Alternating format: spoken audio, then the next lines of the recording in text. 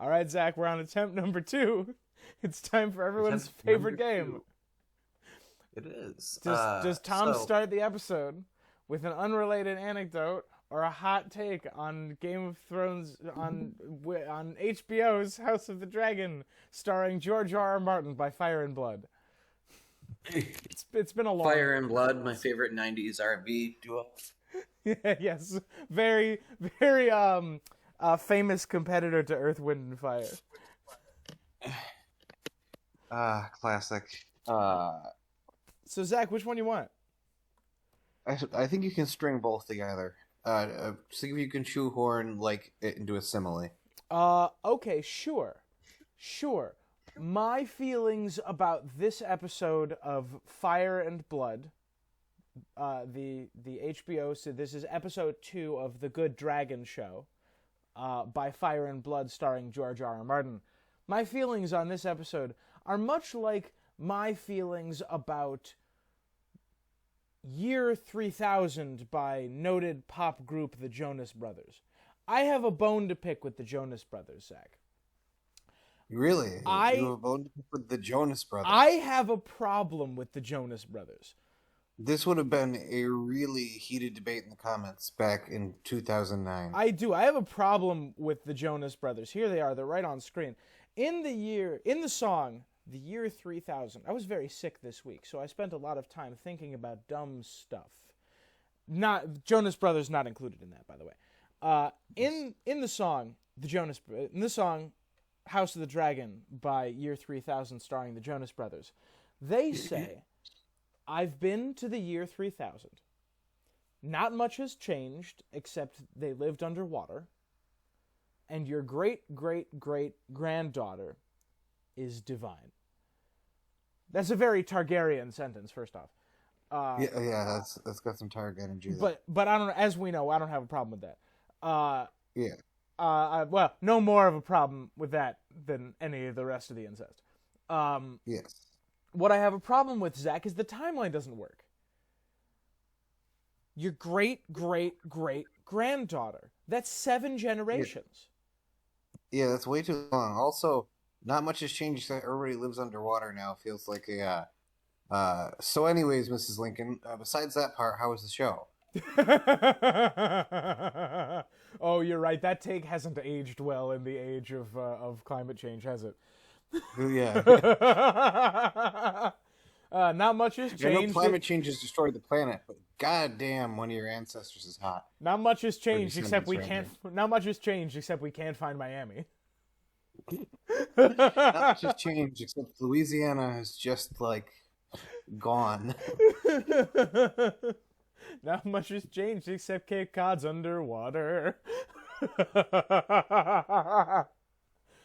Oh, sorry to our UK friends who watch this show.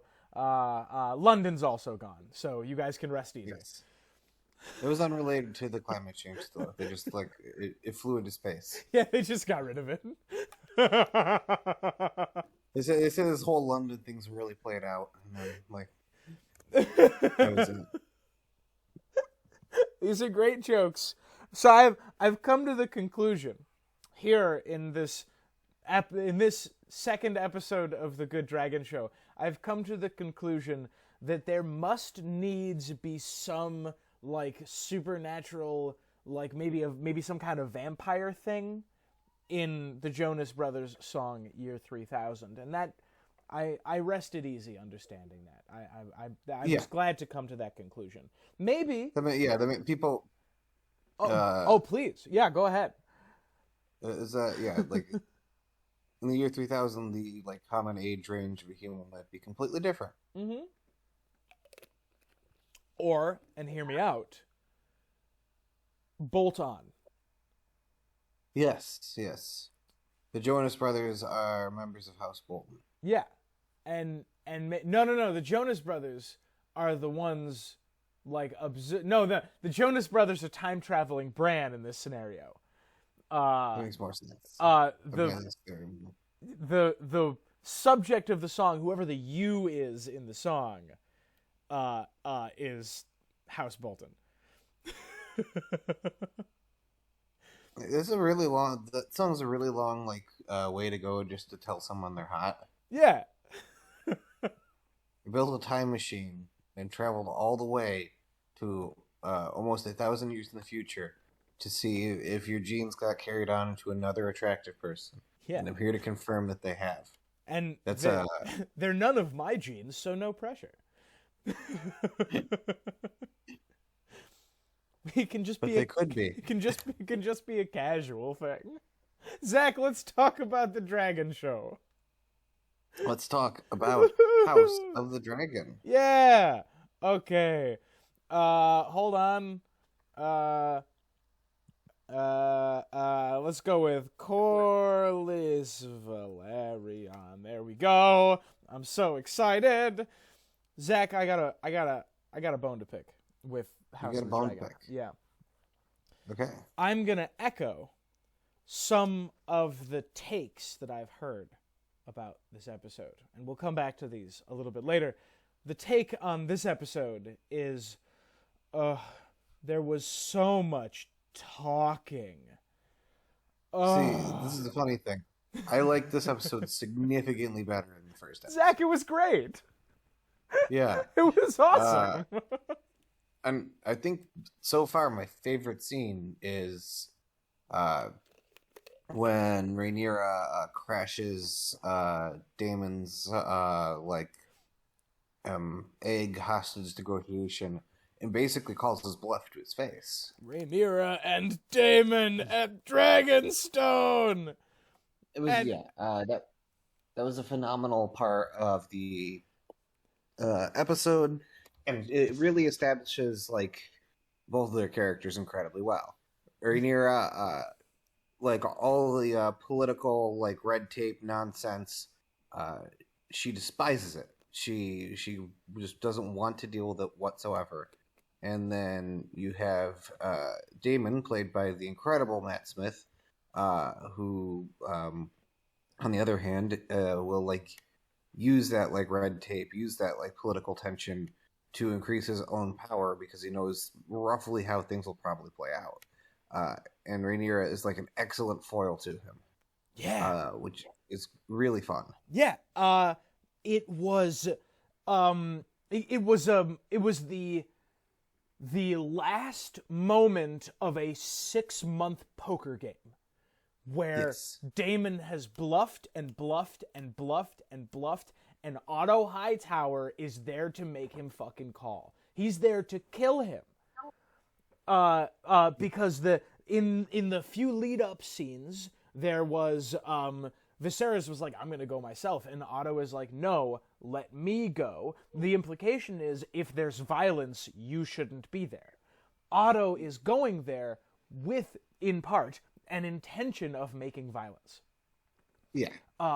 Because from its, and we are not spoiling, we're not spoiling Maester and Old Town conspiracy stuff here. We're not spoiling the rest of the series. We're not spoiling the book. So just on the human level, Otto hates Daemon as a political opponent, right? Yes. The subtext there is he's going there to kill Daemon. And we can have a conversation about whether he was going there to start a war later. We can do that later. And then Rhaenyra shows up and diffuses the whole situation with a very deft okay, your complaint is that you're not the heir. If you kill me right now, you'll be the heir again. Yeah. Which is okay, this is the price of what you want. Are you willing to pay for it? Turns out that Daemon isn't. And we'll talk about the dragons in a moment because they stole the show. But the best moment in the episode was Matt Smith turning away, and this petty fine, you can have the Xbox controller moment where he throws the egg back at Rhaenyra. That was also probably my favorite moment of the episode. It was phenomenal, dude. It was great. Yeah. All right, let's talk about dragons. Let's talk about dragons. Caraxes. I think the way they're Cyrax. using this episode was pretty good. Yeah. Their inclusion was like to add tension to scenes that could become violent, which, if dragons are, metaphors for weapons of mass destruction, I think that's a good use for them. Yes. There's political tension, and it is only heightened by the presence of dragons. I want to talk about design, but first I want to bounce off your point. Make sure I come back to design.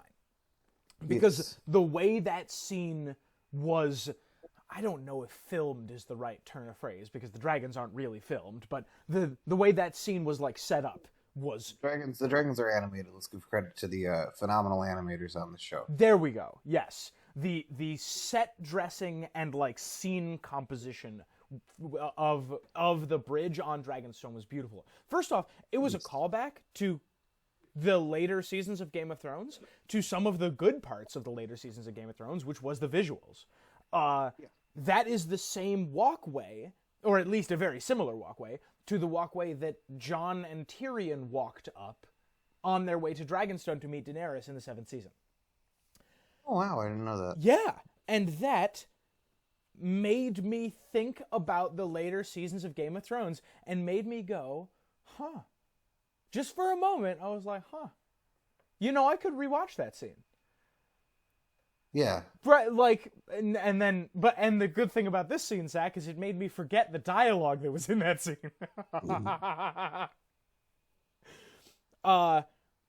And oh my god, the dragons showing up, they are such a good escalation. You're absolutely right. They're such a good escalation. Yeah. Because it's like Daemon is acting rashly and terribly and petulantly, and Otto shows up to make him stop. He pulls a gun on Otto. He pulls a nuke on Otto. Yes. And then Rhaenyra shows up, and she also pulls a gun. And, like, it's this beautiful Mexican standoff sort of moment. And I bet that analogy is going to come up a number of times over the course of this series. This mutually assured destruction sort of argument. Yeah, and it shows, like, the consequence. Like, we haven't seen a conflict boil over. They talk about how there's a lot of tension and all that, but the dragons are there to remind us that any like conflict that does happen necessarily gets messy immediately. It cannot be a quick and painless war, which ultimately I think later we're going to see some people try and argue like, no, we can win this war quick enough or something like that. Yeah. Yep. And the presence of the dragons is going to be a constant reminder of it will never be that clean. Hey, Zach, I got a hot take for you. Go for it. What do you think of a comparison between this show and a horror movie? I think we need some more episodes for the context for that, but I could see that being a direction they go. They certainly set themselves up to go in that direction. Let me give you my pitch for the folks at home. Ratcheting up the tension and then sudden tension relief, right? Political thriller too. Yes, it's a political thriller with nuclear weapons, which has a similar sort of feel to a horror movie. Whenever nuclear weapons are involved, there's a feeling of existential dread. And strange game. The only winning move is not to play. Yeah. Yes. God, I love this show. It's very good, Zach. It's very good. All right, that's one scene. Oh my God. In a scene that I truly loved, Daemon calls Sir Criston Cole Sir Crispin. Sir Crispin. He calls him Sir Crispin, and I thought that was really funny. He calls him Sir Crispin. I feel like this episode did more to establish people's characters than last episode, which is what I was hoping for. Yes. I understand where Corlys Velaryon is coming from now. I understand what's up with Rhaenyra now. I understand everybody who isn't named Matt Smith better now. And the show is all the better for it because I can relate to like a lot of where they're coming from. Like I think Rhaenyra being fed up with like all the like inside political baseball, all the wheeling and dealing, and just wanting to like do things that make sense. Like it's totally relatable. I get where she's coming from. Oh, when she's choosing a new member of the Kingsguard, just like I want somebody with combat experience. How many have combat experience? Like, well, just the one. And she's okay, cool. That's the one I want. Like, no, wait, no. There's like political considerations. Okay. Okay, we've hopped back to that scene. Hold on, Yeah. I'll get an image for that scene. But then after that, we're gonna hop to the scene before when she got sent to do the Kingsguard. Yes. Thing. Okay. Please continue. I'm sorry. No, but yeah, she's much more a like a character I understand now, and not just somebody flying around with the Daenerys Targaryen wig on. She like has a really distinct character from any other Targaryen we've ever met. So does Paddy Constantine. What's his name? Viserys. King Viserys. That's right. I get where he's coming from too now. Like I didn't get it as much in the first episode. I got a little bit of it, but like now I can see like okay, heavy is the head that wears the crown. Knew we were gonna go in that direction, but like he wants to be a good king and a good person in a highly politically charged era. Yes. Where there's a lot of division. I think this he's... might be our first of many Joe Biden parallels. and the whole time he's trying to be a good dad. And and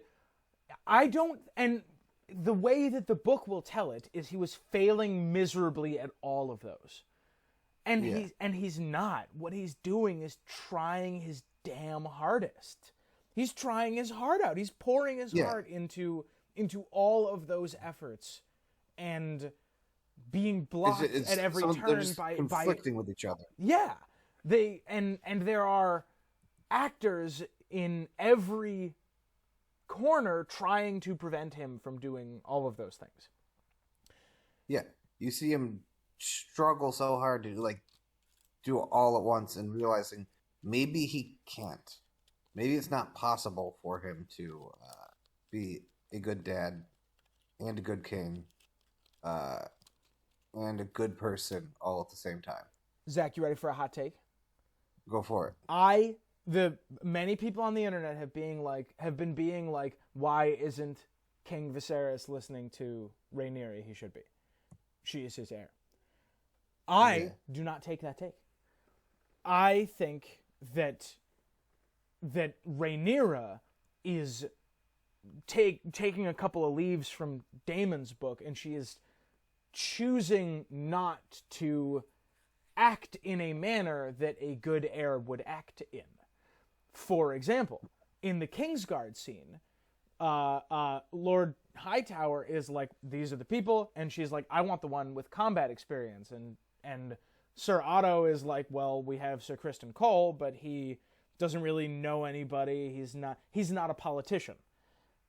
And she says, I want him. But Zach, you need a politician in that role. The Kingsguard needs to protect you from every angle, and like combat experience is great. You want a variety of experience on the Kingsguard. Yes, like you don't want everybody to have all the same strong suits. But you're right. Somebody who's protecting the royal family should know which way the wind is blowing politically, because they are like by oath bonded to take care of you. Like you want to make sure that they know, like, hey, I think you have a threat coming in from this direction politically. Yes, you need loyalty. You need a good understanding of court life. Like, you have to guard this person's door day and night. When someone comes a-knocking, you need to know whether or not to let them in. And like, they're not interviewing for a battle commander's position, although that is part of it. They're not going to be commanding infantry, at least not if everyone does their jobs. you hope your Kingsguard never need to go off to war. Yes. That's the worst case scenario. But what they do need to understand is how to keep their mouth shut when they are hearing things in meetings that they shouldn't be hearing. It's true. And the Kingsguard hear that stuff all the time. Yeah. Like, a member of the Secret Service needs to be skilled in combat, sure. But more than that is they need to understand the political nature of every interaction you have with every other major political player. And that's going to bite her in the ass, right? Because have you ever talked about the time I met the Secret Service on this show? No, I don't remember having them on the show. Yeah, we invited the Secret Service on the show. Phrasing. Go ahead. No, I did get to see the Secret Service at one point because I was in the same room as the Vice President, and they're like constantly like twitching around in like almost like prairie dog like full on like jerk whole body movements. They like did a double sweep of the whole building. And also, apparently, everybody in the Secret Service is having a who can wear the loudest tie competition, which I thought was the most interesting part. And I think, comparing the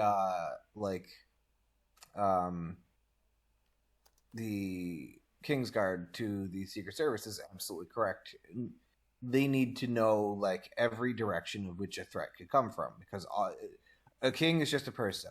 One of my favorite things in the book is King Aegon, one of his sisters, walks up and cuts him with a sword just to prove how quickly and easily she could have killed him and caused a political crisis if she wanted to. Yeah. And having combat experience is phenomenal, but like knowing the different like threats that could come, because that's not all the Secret Service does. Like crowd management is a skill you need. That like you might have more experience with court life than in a battlefield, but I can see how the battlefield gets you there.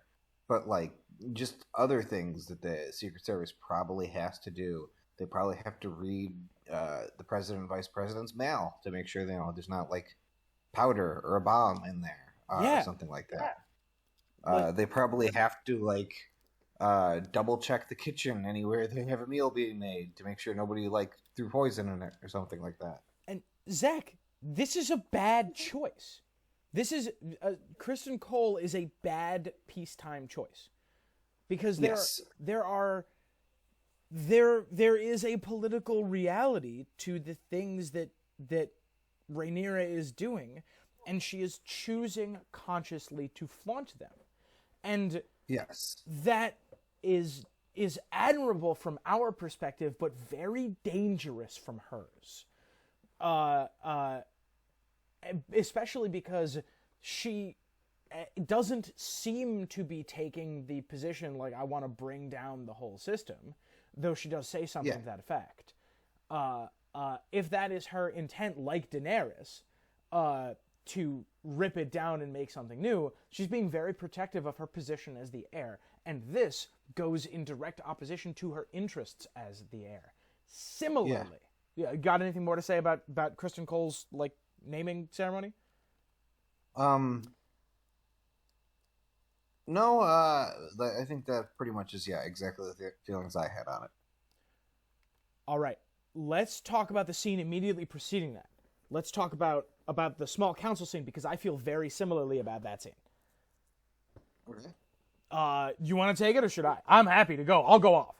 Go for it. Okay, so this scene is in part about Daemon has left and gone to Dragonstone, and that's annoying. And there are pirates in the Stepstones that are being quelled by Crabfeeder, the leader of the Myronese, Tyroshi, and Lysine alliance known as the Triarchy. And I really like what they've done with his character, by the way. We'll come back to that in a minute. There's a crisis in the Stepstones. There are, depending on how you want to define them, there are invaders in the Stepstones, which is a Westerosi territory. Or it's in their backyard. I'm thinking more of like a Bay of Pigs sort of thing, right? I think I think it's actually like a disputed area sort of thing. Both continents lay claim to them or something like that. They also don't have Dorne at this time, and they're closer to Dorne. So That's it's true. like in a real like political sort of quagmire situation. It's an area which there are multiple regional powers who could project power there, but Stepstones are just a bunch of rocky islands in the middle of the sea that don't really have much intrinsic value, but they have a lot of strategic value. So Yes.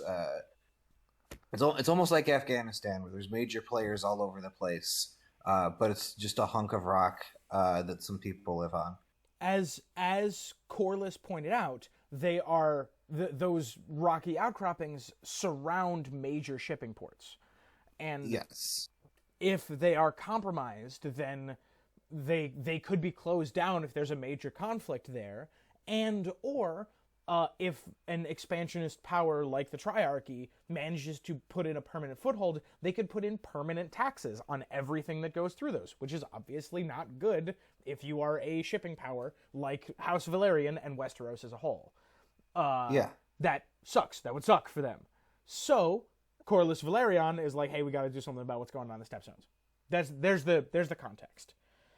And there is this like, and Viserys says, I have sent envoys to, I don't remember where. I don't think it was any of the people in the Triarchy. He sent people to places outside, to other free cities, presumably either to set up a neutral place for negotiations or to try to get somebody else into the conflict on their behalf, like to try to sort of like Napoleon pincer move them kind of thing. Set up an alliance around them. And Corlys Velaryon, obviously, grumpy about this, says that's not good enough. And this goes back and forth for a little while. And then, Zach, what does Rhaenyra say? I actually forget what you said. Rhaenyra, she's the cupbearer at the scene. Rhaenyra says, wait a minute, Father, you have dragons.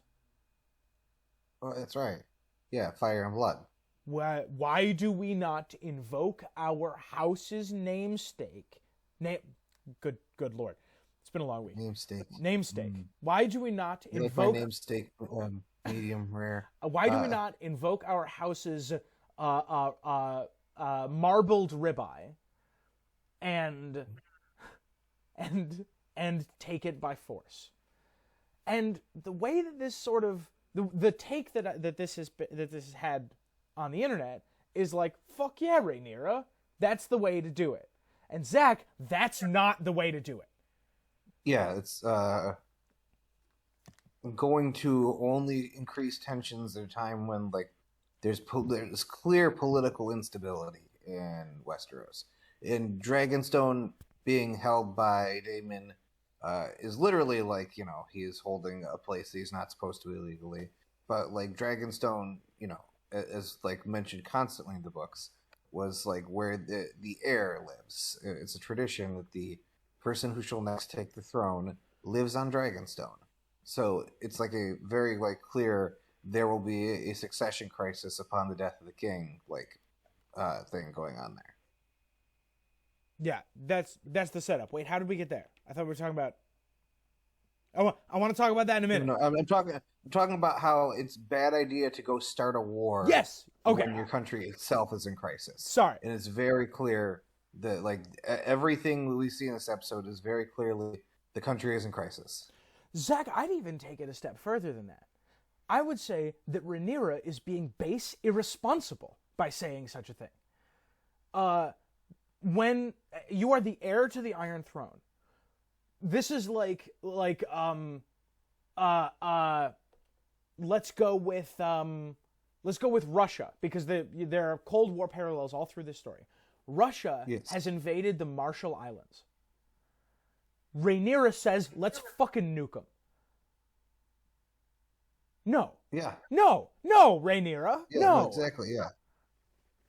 That is an irresponsible and dangerous thing for a leader or potential leader to say. And that's what I said when I was watching the show. I put my hands on my head and said, whoa, Oh. No. As a wise captain once said, that's a big step. Mm-hmm. Rhaenyra, they are threatening to make our trade between 5 and 40% less efficient. We don't nuke people for threatening to do that. We, at the very least, we don't do that before negotiations, right? We gotta at least talk to them. Yeah. And this is going to be a demonstration of the destructive power of dragons, I think, in this universe, and how they really shouldn't be used. You ready for a spicy take here? Last and worst option. Yes. You ready for a spicy take? Yes, go for it. I think that the stepstones are going to be like Hiroshima. They're going to be remembered as the reason you don't use dragons. Ooh. Because the Field of Fire happened 110 years before this, and people remember it in kind of like a romantic way almost. Because the Targaryens have romanticized what is essentially a horrifying war crime. Exactly. The Targaryens have romanticized the liberal use of napalm. And yes. And that is bad. That's bad. Zach, that's bad. I agree. This is quite bad. And I'm excited to see where that goes, because we don't like people burning alive around here. We don't care for that. We like dragons. No, we're not huge fans. We like dragons. We don't like dragon fire. Yes. Side note, both of the dragons in this episode had very distinct designs and sound designs. And yes. I was such a huge fan of that. Caraxes, I enjoy the personality they're giving the dragons. Yeah, Caraxes like coos. He coos like the baby Tyrannosaur from Jurassic Park 2. Check out our Jurassic Park video. Yes, surpringly it ties in. Yeah, it does. We could not have expected that at the time. We can put it in the tags now. All right, Zach, tell me more stuff you liked. Let me take a look at the episode description again. If you're looking, I got some stuff. Oh, please go ahead. Corlys is going in a different direction than I would have thought. Because I thought his whole thing from episode 1 was being talked over, trying to work things out, and then eventually he would just snap and have a Tyrion-esque speech at a small council meeting late into this season. Instead, it was on a much expedited timeline.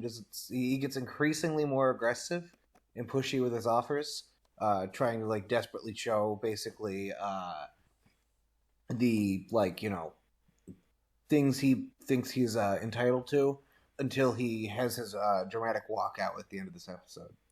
Do you want to talk about some of the things that led to that?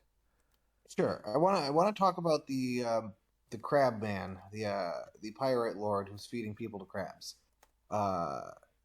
There's like you said, what he's doing is very politically inconvenient for Westeros, but it's not like a bust out the dragons sort of threat. Yeah. Specifically because we know what the bust out the dragons sort of threat is. It's the others. But yeah, he is doing things in such a spoilers. Spoilers. How's that spoilers? It was said out loud in the first episode. No. I'm sorry. I had spoilers on my screen. Don't rewind. Don't rewind if you don't want spoilers. Don't rewind. Yeah. Anyways, he's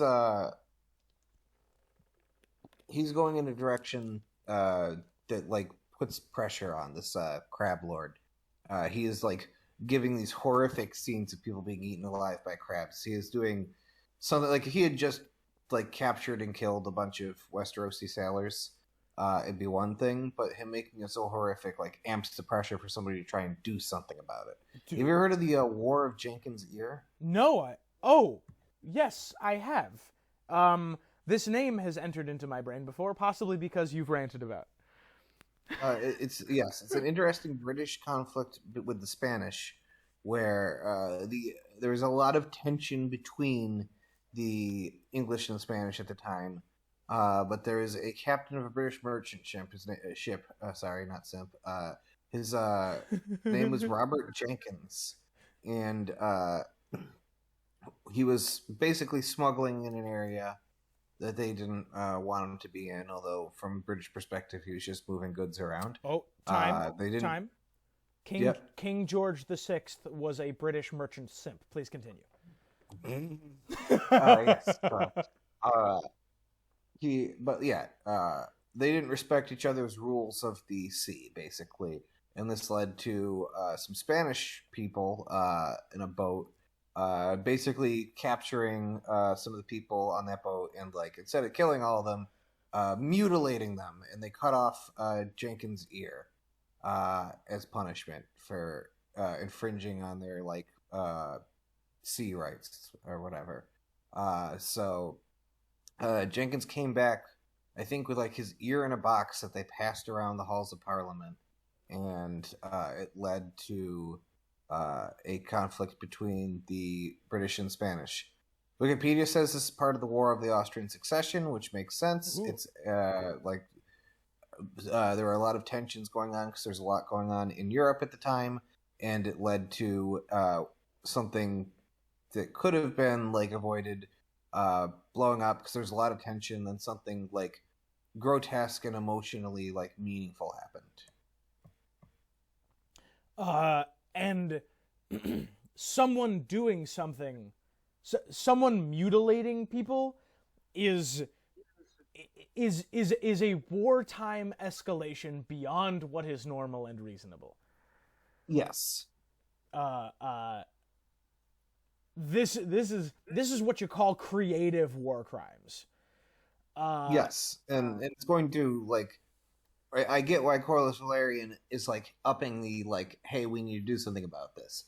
It's hard to tell somebody, not only your relative has died, but your relative was tortured and eaten alive by crabs, and then say that to 200 people, and expect them not to want some sort of vengeance, some sort of justice, or something of that sort. And on a more personal note, oh my God, we only got him in frame for like a total of 30 seconds. Yes. And his character design is excellent. And those scenes were just truly hardcore. Like I got a picture of the crabs on the feet on screen right now, and it's not even showing anything graphic. It's just crabs on a foot. And it is truly horrific. It's making my skin crawl, dude. I'm actually going to get that off the screen. Yes. And one of the last scenes of the episode is Corlys and Daemon making an alliance to go and take care of him. Yeah. If the king's not going to do it, I will go to the next best person for it. This is a good time for Tom's terrible takes on the internet. You ready for some bad takes about House of the Dragon? I want to hear your bad take. Glad to start listening. I got two of them. At the end of the episode, he casually dropped the driftwood throne, and that sounds stupid. Yeah. No, it doesn't. It's a little bit like a sea stone chair. It's a little bit like the sea stone chair. It is. Why is it made out of driftwood? It's gonna fall apart. I mean, it's made out of driftwood because that is like, dude, it sounds old and mysterious, and it's great. I liked it, but my first thought was immediately like, couldn't afford the sea stone chair. I see. There's a whole bunch of cool shit in Castle Driftmark too. There's a whole bunch of like, hold on, let me see if we can see it. Castle Driftmark. Let's see, did we get the inside of it at all? Is that fucking... Holy shit, look at that, dude. That's great. Oh, my God. Did we get maybe... Because we got a couple of shots inside. Hold on. Daemon talking to Corlys. No, I don't see it. Right, so in this scene, yes, in this scene, there's this like super dramatic like pan from Corlys's face to whoever he's talking to. Yes. Which I thought was very cheesy, but I loved it. Yeah. Because it's like Correct. there's was not very cheesy. there's not all that much of it's not going to be that big of a reveal, guys. There's only like 3 people he could be talking to. But I still liked it. I still liked it and had a good time. It pans around, and as it's panning, there's like a chunk of, I think there was a chunk of coral carved into the shape of a head somewhere in the background. There was so many like cool like knickknacks just set dressing in the background of Castle Driftmark, which I really fucking loved. So Corlys broke faith with the crown by allying with Daemon. The consequences of that have not revealed themselves yet, but that's what happened. Yeah, and that there will absolutely be consequences to that. Yes. And like, in addition, before that, Corlys's wife, Rhaenys was like, yeah, she was like putting in like seeds of dissent into Rhaenyra's head of like, you will never be their equal, you will never be respected, they will never actually let you rule. Oh yeah, which probably had something to do with her walking out in that last scene. Oh yeah, this was a really good trailer line. Men would rather see the realm put to the torch than a woman sit the Iron Throne. And I thought that was being given in good faith in the trailer, but she's totally planting seeds for like chaos. Oh yeah, she totally has ulterior motives there, which is great. Oh she's yeah, saying something that is partially true, but she has strong political motivation to like say it. It plays to like in a vacuum. It plays like she is sympathizing with Rhaenyra, and I think in part she is. She is at least trying to sympathize with Rhaenyra. But she also has her own political motivations for everything she's doing. Yes. And also her actor is awesome, and so is Corlys's, and so is Rhaenyra, and so is everyone in this goddamn show. Actors I've never seen or heard of before. They're doing the Game of Thrones thing again, where they're taking actors I've never seen or heard of before, and making them infinitely memorable in my brain. Yes. I have another bad take. Go for it. This one for anyone who hasn't watched the Glidus videos dunking on people talking about House of the Dragon. This is another one. This is one of the ones that came from one of his videos. Okay. Nice. No characters. This is a criticism of the show. The show is bad, and this is a criticism of the show. Okay. No characters are either fully good or fully evil. There is nothing for the audience to grasp onto and identify with. Did you watch a Game of Thrones? I know! The characters are complicated, Zach. Yeah. That's the whole thing. That's the whole thing about that's why we watch shows. Yeah. That is the reason. Right. I'm going to pull out that very cliched at this point George Martin quote. The human heart in conflict with itself is the only thing worth writing about. Yeah. It is characters with aspirations and needs and desires that sometimes conflict with their wants and morals. Yeah. And that's compelling writing. You want to be the most interesting. Oh God, sorry. Go ahead. I'm so angry. No, No, it's one of the more interesting things you can write about. Is that? Yeah. Yeah, man. Yeah, it's ridiculous. That's what you're complaining about, man. if that's what you're complaining about, holy cow, do I have 4 episodes of Game of Thrones to recommend to you. Yeah, this is a take from somebody who really liked The Long Night. Somebody who really liked the bells. Yeah. I don't want any middle ground. I want someone to go from really good to really evil as fast as possible. Please speedrun it. Please take Anakin Skywalker, speedrun him to Darth Vader. I want to see nothing in the middle. Yep.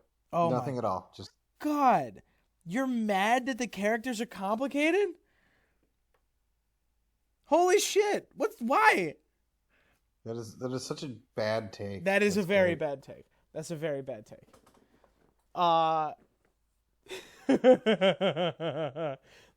And finally, my last great House of the Dragon take for this episode. Man, I guess there's not going to be a relationship between Alicent and Rhaenyra now.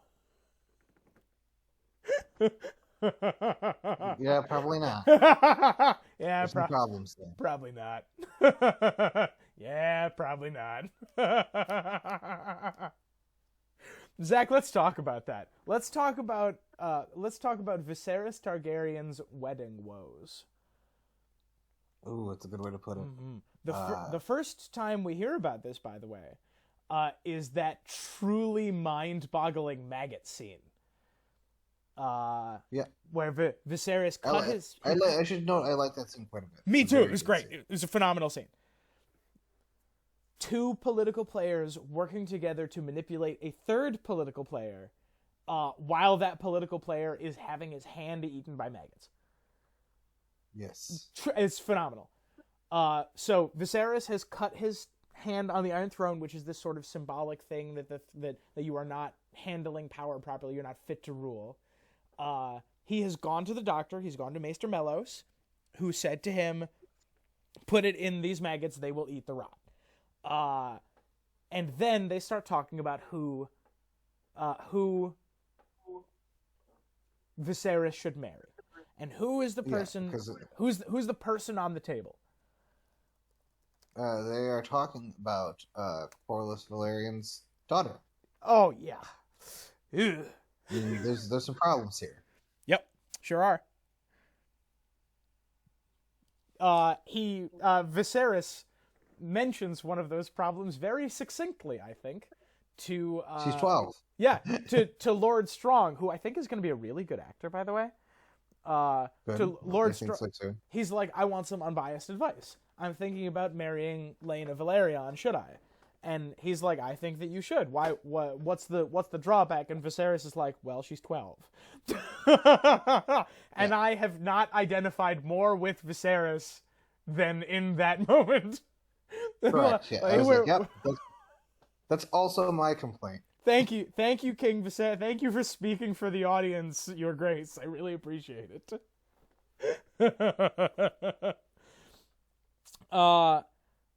So he is thinking about marrying her, and in a scene that is simultaneously deeply uncomfortable and also awesome, Viserys and Laena Velaryon, this 12-year-old fucking child, go walking through the garden to just like have a talk, right?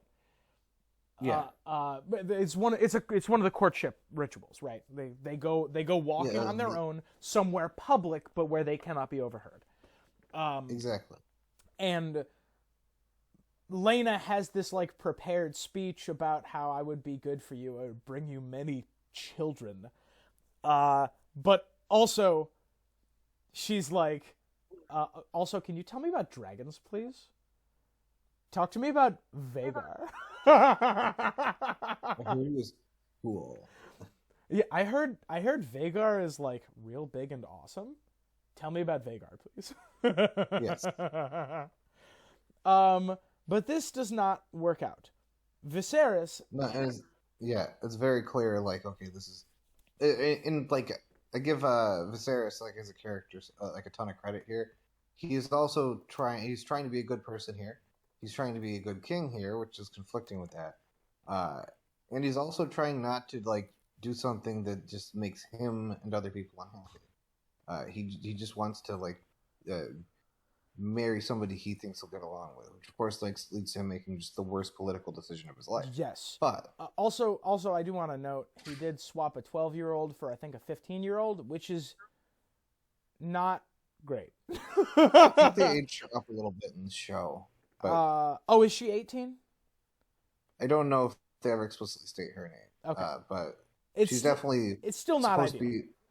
Yeah, she's definitely supposed to be a little bit like older, I think. Yeah, and like not like he chose not to go with Lena. He chose to go with a person that, from what we have seen in their brief interactions over the last 6 months, that they seem to have that they seem to have a genuine connection. Yeah, I think that's fair to say. Yeah. That they get along very well. Yes. They seem to genuinely like spending time with each other, and to find that sort of thing in a political system like this is not super common. So I like his choice better from a personal perspective, but from a political perspective, it's pretty bad. It's pretty bad. He put all of his eggs in one basket that he already firmly had a grasp on, and pissed off a major player and his heir at the same time. Yeah, you managed to make everyone you really need to not be mad at you at once. Yep. And it is revealed in a scene near the end of the episode in the small council chambers, where it is really obvious that Rhaenyra didn't know, and it kind of read to me like Alicent didn't know either. Yeah. Like, she knew that was kind of... I imagine that she knew that was kind of where the plan was going, but I don't think that she knew that he had decided. Yeah, she didn't have a chance to break it to anybody. Yep. Yeah. Yep. So, that sucks. That sucks for just about everybody. Yes. It's not good and not ideal, and I'm sorry to all the Alicent Rhaenyra shippers. It's not gonna get better. It's actually going to get markedly worse. Correct. Let's see what else we got in here. Okay. Oh, I got a take. This is a Tom take. Dragon wargs. Dragon wargs. That fight on the bridge, the standoff on the bridge. Daemon is standing there staring down staring down Otto, and Caraxes, in this truly beautiful moment, with perfect dramatic timing, comes up. I think he comes up over the rocks and roars. And I don't know how he could have done that unless Daemon was psychically connected to him. I thought the same thing, actually. Yeah. I thought, like, oh, maybe he has some sort of like control of the dragon, and can just like mentally tell him like, hey, scare people, and he'll like do it. Yeah. Same thing with Rhaenyra. Rhaenyra said to Syrax at the end of the first episode, Dracarys, which means set shit on fire. And Syrax knew that meant set the pyre on fire. And not the people. Yes. Well, and there's some nuance there. Correct. I think that must needs mean that the Targaryens are psychically connected to the dragons that they're bonded with. Would you disagree with that take? I don't think it proves it, but it certainly gives good evidence towards it. Sure. And I look forward to seeing some more, seeing if there is more stuff in that line, because it's also possible that the dragons just have good dramatic timing, right? It's also possible that's just like decent writing. It would not make for very good television if Caraxes did not show up at that moment. Yes. But like if George and Ryan Condal are good enough at what they do, that seems overly convenient, what he could have done is like whistle for Caraxes or something like that. But he didn't. He did or nothing. Blowing a horn or something. Exactly. Ooh, blowing a dragon horn could have been interesting, right? Yeah. But he did nothing, and Caraxes came. I think that has to be intentional.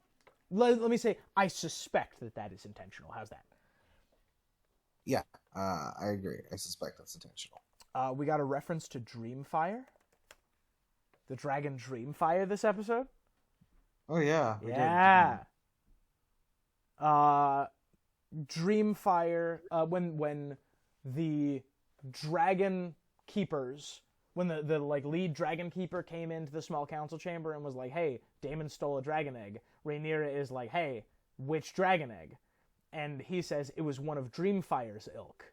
One of Dreamfire's eggs, the one that was supposed to go to little baby Aegon. And that's just a really cool like piece of setup world building that we have named. So it's also a little like Hemingway-ish, like for sale, baby shoes never worn. Like that has a lot of emotional weight that was the egg that was stolen. Yeah, it does, and that's what made Viserys so mad, wasn't it? Yeah. It was like, not only is the egg stolen, it's the one that belongs to my like son that never got to live. Yes, and we have named another dragon. There's another dragon alive in the world that we now know the name of. Yes. And that's awesome. All right.